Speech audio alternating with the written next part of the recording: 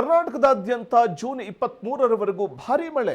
ಕರಾವಳಿ ದಕ್ಷಿಣ ಒಳನಾಡಲ್ಲಿ ಮಳೆಯ ಪ್ರಮಾಣ ಹೆಚ್ಚಾಗ್ತಾ ಇದೆ. ಕರಾವಳಿಯ ಜಿಲ್ಲೆಗಳಿಗೆ ರೆಡ್ ಅಲರ್ಟ್ ಘೋಷಿಸಲಾಗಿದೆ. ಕರಾವಳಿ ತೀರ ಪ್ರದೇಶಗಳಲ್ಲಿ ಭಾರೀ ವರ್ಷಧಾರಿಯಾಗಲಿದೆ ಅಂತ ಹವಾಮಾನ ಇಲಾಖೆ ಮುನ್ಸೂಚನೆ ಕೊಟ್ಟಿದೆ.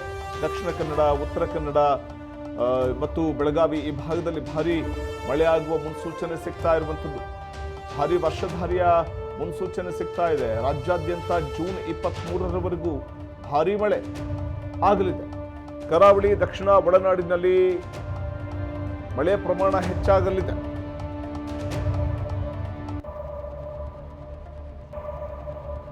ಇನ್ನು ದಕ್ಷಿಣ ಕನ್ನಡ, ಉತ್ತರ ಕನ್ನಡ, ಉಡುಪಿ ಜಿಲ್ಲೆಗಳಿಗೆ ರೆಡ್ ಅಲರ್ಟ್ ಘೋಷಿಸಲಾಗಿದೆ. ಕೊಡಗು, ಹಾಸನ, ಬೆಳಗಾವಿ ಜಿಲ್ಲೆಗಳಿಗೆ ಆರೆಂಜ್ ಅಲರ್ಟ್ ಘೋಷಣೆ ಮಾಡಲಾಗಿದೆ. ಧಾರವಾಡ, ಹಾವೇರಿ, ಮೈಸೂರು ಜಿಲ್ಲೆಗಳಿಗೆ ಯೆಲ್ಲೋ ಅಲರ್ಟ್ ಘೋಷಿಸಲಾಗಿದೆ. ಈ ಮೂಲಕ ಭಾರೀ ಮಳೆಯಾಗುವ ಮುನ್ಸೂಚನೆಯನ್ನ ಹವಾಮಾನ ಇಲಾಖೆ ಕೊಡ್ತಿದೆ.